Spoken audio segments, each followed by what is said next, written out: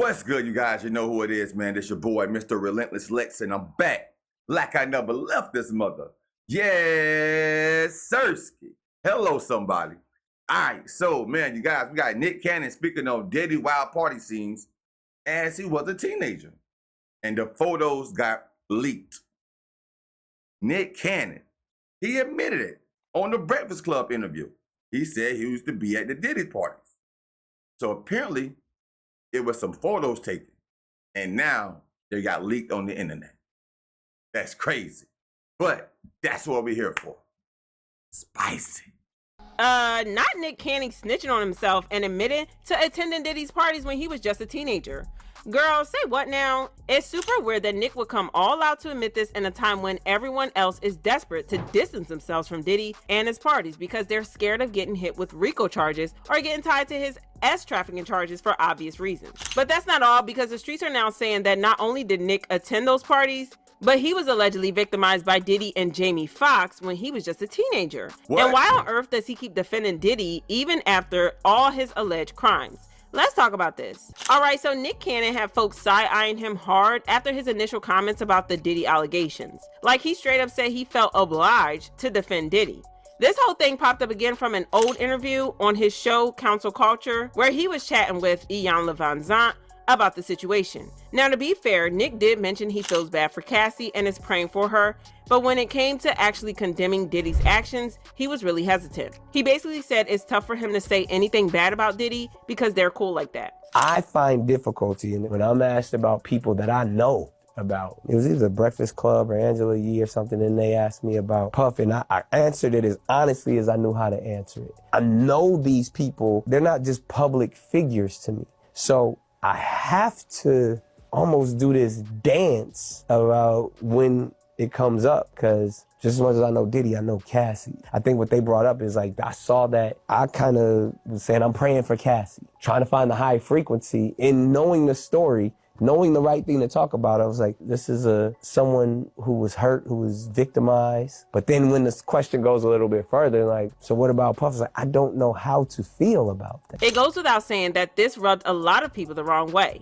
Knowing someone personally doesn't change the fact that wrong is wrong. We all saw that disturbing video of Diddy putting his hands on Cassie, so it's not even up for debate anymore. Her pain is real and it's out there for the world to see. But Nick just kept digging the hole. He actually said it's hard for him to call out Diddy because Diddy was there for him during a rough patch in his life. Then, as if that wasn't enough, Nick admitted his first instinct is to defend Diddy, even with full knowledge of everything he's done. When I was going through my stuff, someone that called, checked on me, stood by me, stood up for me. And I was like, what do I owe? Well, what does that mean, stood by you, stood up for you?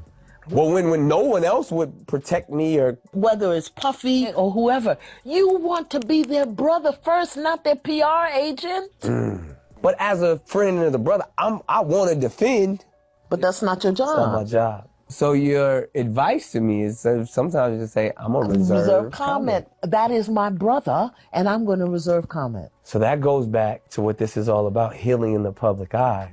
As our brotherhood, it shouldn't be in the public. Child, that should have stayed in the drafts for sure. If he's really that torn about speaking on his brother, why not just sit this one out? Especially since so many of Diddy's industry friends have gone radio silent, pretending like they never even knew him. But Nick chose to go public with it, which only added to the weirdness. And now things are getting even sketchier.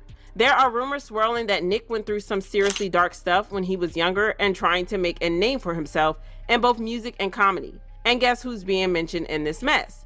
Diddy and Jamie Foxx.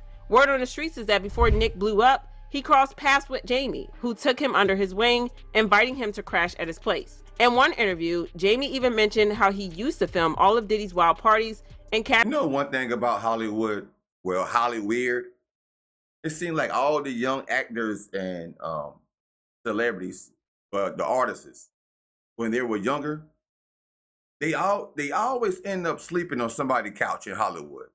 Like when they're young and trying to make it. Like Jamie Foxx took Nick Cannon in. Puffy took Usher in. Bro, why do these young kids always have to have the mentorship from these guys? But that part is okay. But I don't understand why they have to stay at the people's house. That is a little weird to me. casually dropped the fact that Nick was just 13 when he was crashing on his couch. Now, knowing the kinds of things that allegedly went down at these parties, it makes you wonder what Nick really went through at such a young age.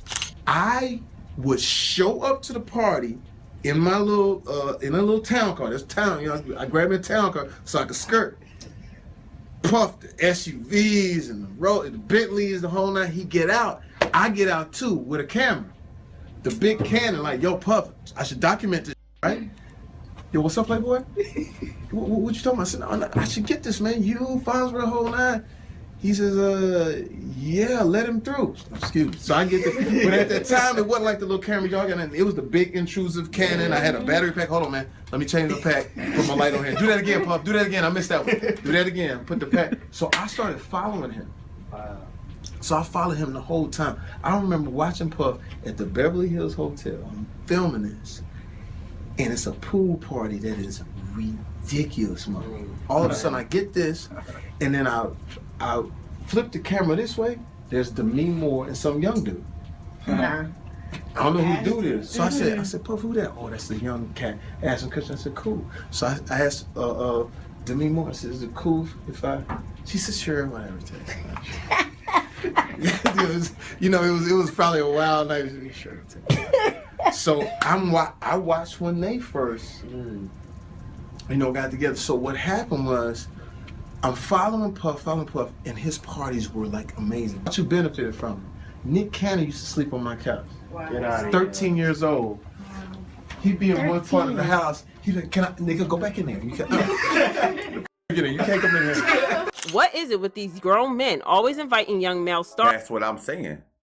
Grown men. Nick Cannon was 13 years old, living with grown man Jamie Foxx, being exposed to sexual activities and drugs and maybe Lord knows what else. Why did who allowed a young 13-year-old kid to even, that's weird, bro. That is weird. To live with them like it's totally normal. It's creepy, and it kind of reminds me about the whole Diddy and Usher thing. Yes. The whole Puffy Flavor Camp situation is wild. Usher even admitted that when he was just 14, he was living with Diddy, witnessing all kinds of things no teenagers should be exposed to. Like, who even thought that was a good idea? And I lived with Sean Puffy Combs for a year. That's the crazy thing. Now, that was L.A. Reid's idea, right? We're sending you over to something called Puffy Flavor Camp. There you go. To learn Flavor Camp. Yeah, Flavor that's Camp. what it was called. And you're going to go to Puff Daddy's. He's going In the 90s. Do you understand what that's like? Puffy's place was like just filled with chicks and orgies nonstop, right? No, not really. Come on. But hey, it was curious. I got a chance to see some things. Yeah, but you were 13. What were you seeing? I went there to see the lifestyle, right? And I saw it, and it was, but I don't know if I could indulge and understand what I was even looking at. It was pretty wild. So nobody tried to, some woman didn't come along. I didn't say that. Okay. I didn't say that. What I did say is that there were very curious things taking place, and I didn't necessarily understand it. The fact that these powerful industry men were bringing these young boys into such questionable environments under the guise of mentorship is shady AF. When you look back at the stories, Diddy with Usher, Jamie with Nick, it's a pattern that's hard to ignore. It's like they were grooming these kids and bringing them into a world that they weren't ready for. And now, years later, some of these stars are finally starting to speak out, which makes you wonder what really went down behind the scenes. In another recently resurfaced interview, Usher admitted that his experiences at Puffy Flavor Camp are the reason he still has trouble sleeping to this day. Then Usher said he and Diddy would tussle and fight because Usher was under the impression Diddy wanted to help him with his music career. However, it sounds like Diddy had other plans. As a result of being around that man, Sean Puffy Combs, I don't sleep to this day. I have a problem sleeping to this day. Like, yo, man, I'm here to work, man. Traumatized. That's why you can't sleep.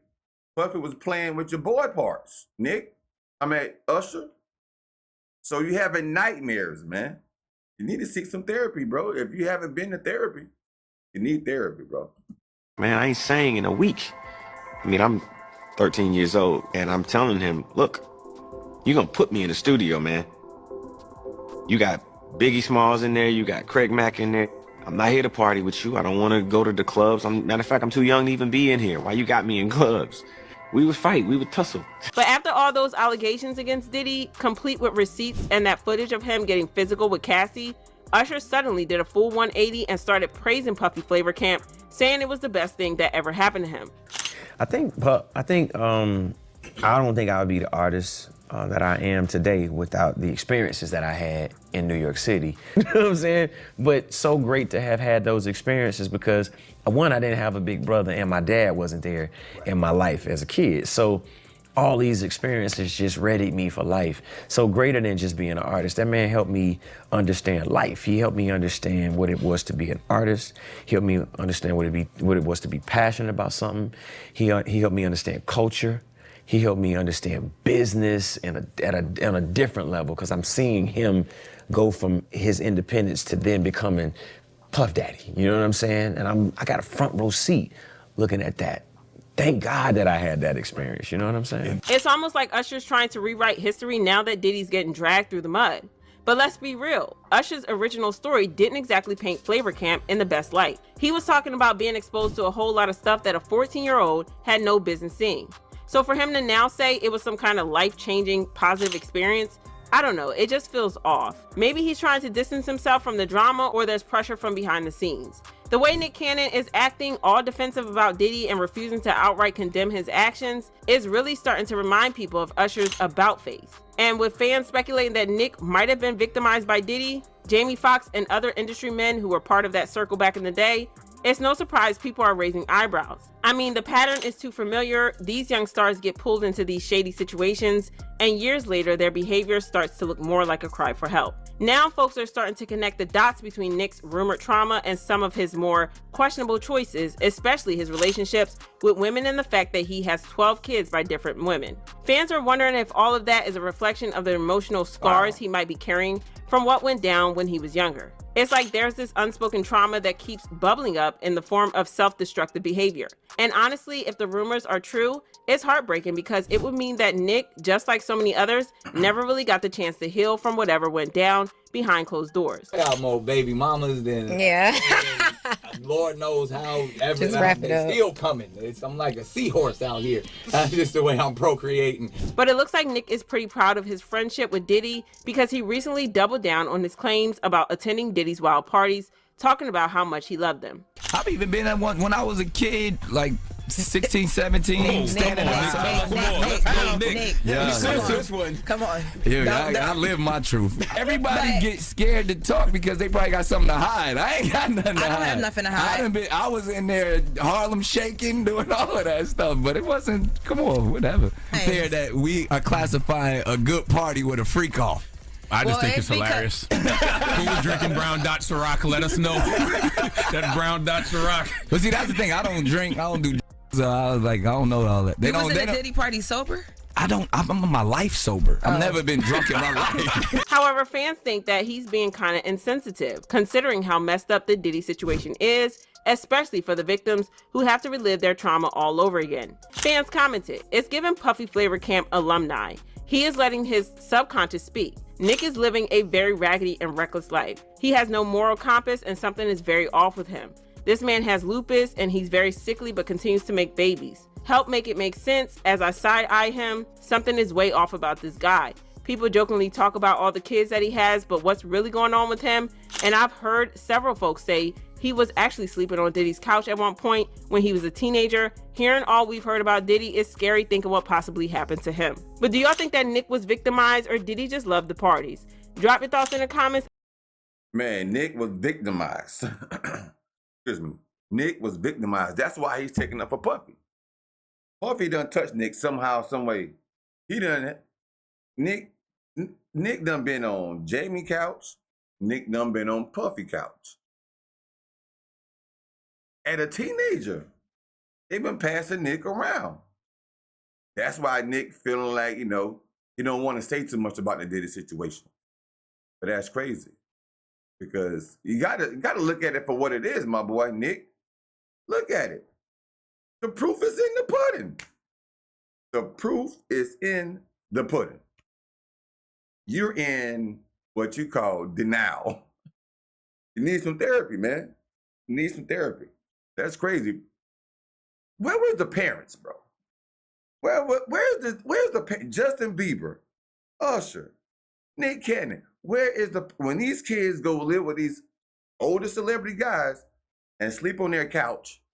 Where is the parents? And how do a parent allow their teenager to go off miles away to sleep on a stranger's couch for success. I don't get it. Maybe it's, I couldn't have done it. I don't care how famous my kids want to be, bro. I'm not going to let you go at no 13, 14 years old, way across the world, to sleep on a stranger couch to be successful. That's just not me.